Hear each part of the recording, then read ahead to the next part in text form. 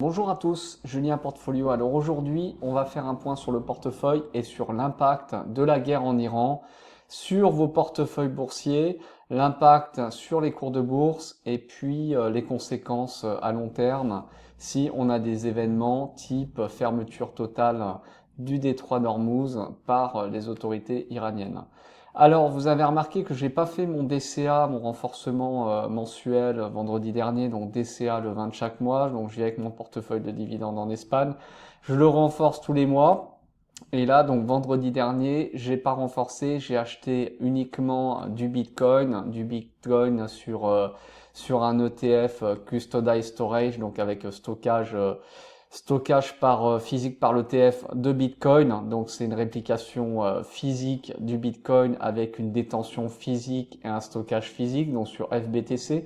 Donc j'ai acheté 5 FBTC vendredi dernier et j'ai pas acheté de stock US. Alors pourquoi j'ai pas acheté de stock US? Pourquoi? Parce que je suis dans l'attente des conséquences de la loi du Beautiful Act qui sera votée ou pas, je l'espère, par les sénateurs US le 4 juillet prochain. Donc la section 899 du Beautiful Act m'impacterait fortement si elle est validée. Pourquoi? Puisqu'il y aurait une surtaxe sur les prélèvements à la source des dividendes US. Donc si vous êtes résidence fiscale français, vous avez un prélèvement à la source US de 15% puisque vous avez un accord entre la France et les États-Unis. Donc normalement, il est en régular, il est à 30% et là, il est à 15%. Et donc, il y aurait une surtaxe de Trump avec ce projet du Beautiful Act. Il y aurait une surtaxe sur le prélèvement à la source dividende US de 15%. Donc ça ferait 15 plus 15. Sauf que vous pouvez récupérer uniquement un prélèvement à la source. Vous pouvez récupérer uniquement 15% qui sont crédités en N plus 1. Donc ce qui fait que vous perdez 15%.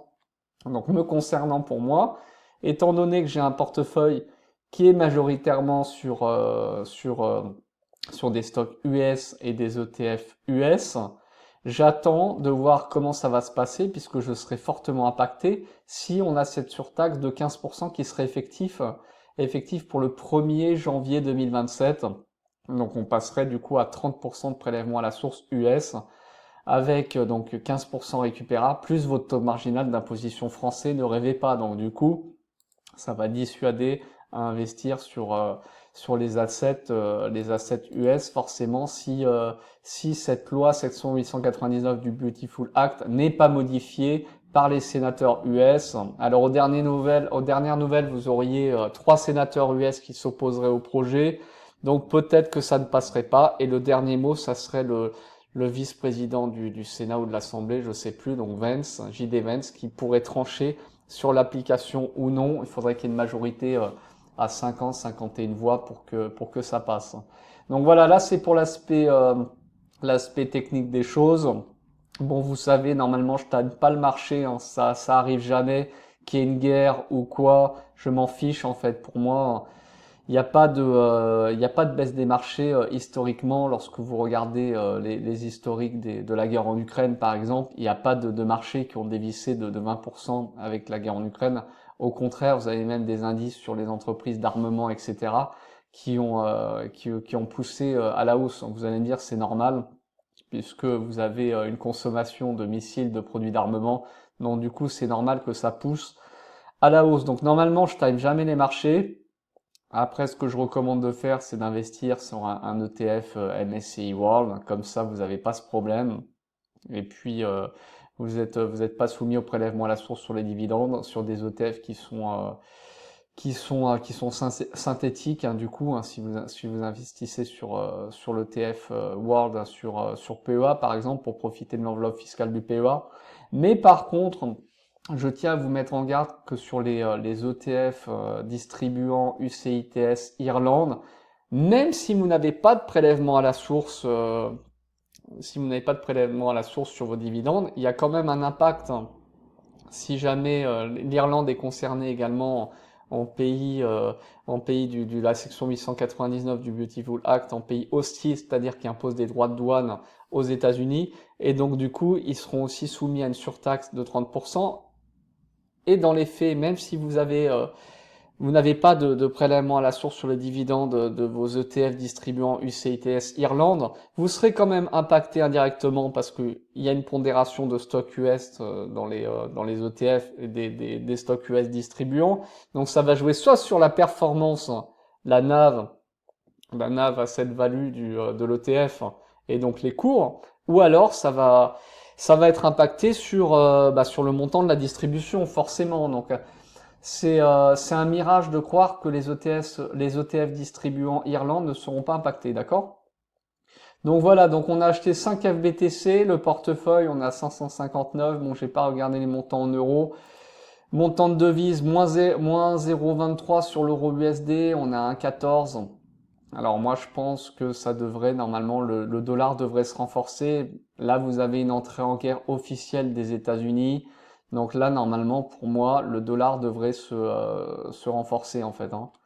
Et encore plus si vous avez une coupure du détroit d'Ormuz, sachant que la majorité des transactions de pétrole sont en dollars, donc ça va renforcer le dollar pour moi. Encore plus si vous avez une fermeture officielle par le détroit d'Ormuz. Alors on va regarder ensemble les conséquences de la fermeture des détroits d'Ormuz pour vos investissements financiers.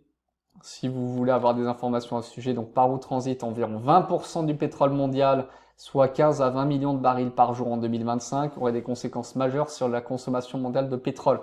Vous allez vous faire allumer à la pompe. Hausse des prix du pétrole, une perturbation prolongée provoquerait une flambée des prix. Potentiellement, on pourrait monter à 3 digits, donc 100-150 dollars le baril, selon la durée et la gravité de la fermeture. Cela augmenterait les coûts de transport, de chauffage et des produits pétrochimiques. Pénurie d'approvisionnement, les pays importateurs, notamment en Asie, qui dépendent fortement du pétrole du Golfe, feraient face à des pénuries. Réserves stratégiques des États-Unis pourraient atténuer l'impact temporairement, mais une crise prolongée épuiserait ses stocks. Aussi, inflation globale, effectivement, puisque vous avez les coûts de transport. Diversification énergétique accélérée, une crise prolongée pour inciter les nations à accélérer leurs investissements. Oui, mais il y a un temps de latence, donc ça, c'est pas possible. Tensions géopolitiques, fermeture souvent liée à des conflits pour exacerber les tensions. Bon, bah, c'est le cas, on est déjà en tension maximum. Impact inégal, les pays producteurs, hors Golfe, États-Unis, Russie, Canada, pourraient bénéficier de prix plus élevés, tandis que les économies importatrices nettes souffriraient davantage. Bah, qui sait qui va s'en prendre plein la tête? Comme d'habitude, c'est l'Europe, hein, vous savez. Nous, on est le punching ball, en fait, de l'économie mondiale. On s'en prend plein la tête. Donc vous savez comment ça se passe, quoique là aux États-Unis il commence à y avoir de l'inflation effectivement, puisque lorsque vous avez des droits de douane à 50% sur les produits chinois, bah forcément ça entraîne de l'inflation pour les consommateurs américains. Il faut en être persuadé, hein. On est à 2,4% d'inflation aux États-Unis en year to date, mais bon, hein. Après, sur les produits alimentaires, on va pas faire le calcul de l'INSEE local, je ne sais pas du tout, mais j'ai des ressentis du marché local qui sont beaucoup plus importants. D'accord? Alors, pourquoi l'Iran ne fermerait le détroit d'Ormuz? Alors, le détroit d'Ormuz, c'est 20 à 30% du PIB de l'Iran, en fait. Donc, elle dépend fortement du détroit d'Ormuz. Donc, pourquoi elle fermerait le détroit d'Ormuz? Il a un rôle central dans l'exportation de pétrole et de gaz, ainsi que pour ses exportations de biens, exportations pétrolières 80 à 95%. Le pétrole est une part essentielle de ses revenus. Le GNL aussi, l'importation de biens, contrôle stratégique, influence géopolitique, vulnérabilité économique. Ouais, donc 20-30% du PIB, est-ce qu'ils vont fermer ou pas? Je ne sais pas. Alors, l'allocation idéale d'une pétrolière dans le portefeuille. Alors, j'ai plusieurs pétrolières. J'ai des pétrolières britanniques via des ETF, des ETF à Londres. Donc, j'ai du BP, ouais, j'ai du Shell. Et j'ai également Exxon en titre vif. Donc, j'ai ExxonMobil.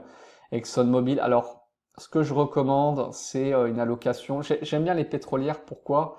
Parce que ça stabilise le rendement du portefeuille.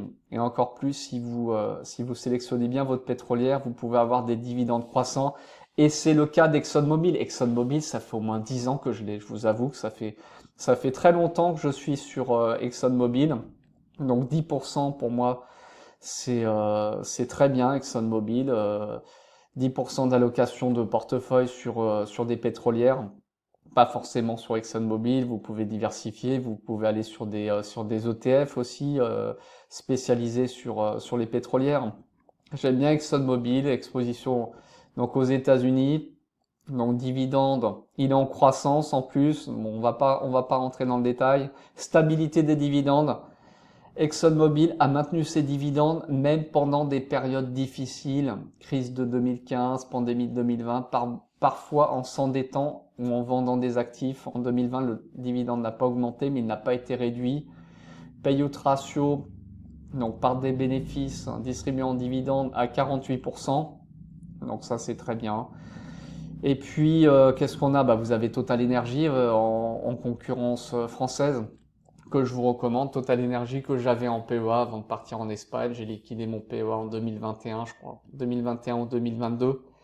Donc du coup, bah, j'ai perdu Total Energy, mais effectivement, Total Energy est un fleuron de l'économie française. Et je vous encourage à jeter un œil à Total Energy. Il n'y a pas de problème là-dessus. C'est une bonne boîte. Elle a une part d'énergie renouvelable aussi. Bon, c'est pas le cas de ExxonMobil. C'est ça que j'aime bien en fait, hein. Point mort. Donc le seuil de rentabilité minimum pour ExxonMobil. Ils ont fait des investissements dans le Permian, etc. Donc ils ont bien sécurisé l'approvisionnement.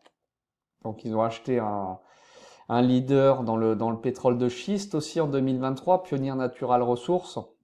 Donc ils ont un point mort à 50-60 $, d'accord? 50-60 $ le baril. Donc là on est très bien, surtout si ça monte à 3 chiffres. Est-ce qu'on atteindra les 100 $ le baril? Peut-être pas. Là, regardez les pré-market. On a combien sur le oil? On va regarder sur le prix du baril. Alors sur l'euro USD, ouais, moins 0,17. Gaz naturel, Brent, ouais, on est à plusieurs. Ouais, regardez, ça bouge pas. Ça bouge pas en fait, hein. Ça bouge pas, donc ça se trouve, il y aura même pas d'impact. Les autorités iraniennes peut-être n'envisagent pas en fait de bloquer le détroit d'Ormuz, tout simplement. Voilà, donc historique des dividendes, très bien, ok. Donc 10% d'allocation de portefeuille sur des pétrolières, pour moi c'est très bien. Vous devez avoir une exposition sur les pétrolières pour éviter, comment dire, ça stabilise la performance de votre portefeuille. Si vous avez ce genre d'événement, en fait, si les autres stocks dévissent, bah là, vous avez des stocks de pétrolières qui permettent de limiter puis de réduire la volatilité du portefeuille. Voilà, dites-moi ce que vous en pensez dans les commentaires. On a 13 minutes. Merci de m'avoir écouté jusqu'au bout. N'hésitez pas à vous abonner au Twitter Julien Portfolio Fire and Talk. On parle de news et puis on parle de finance ici. On parle un peu de tout, hein. Bonne journée à vous.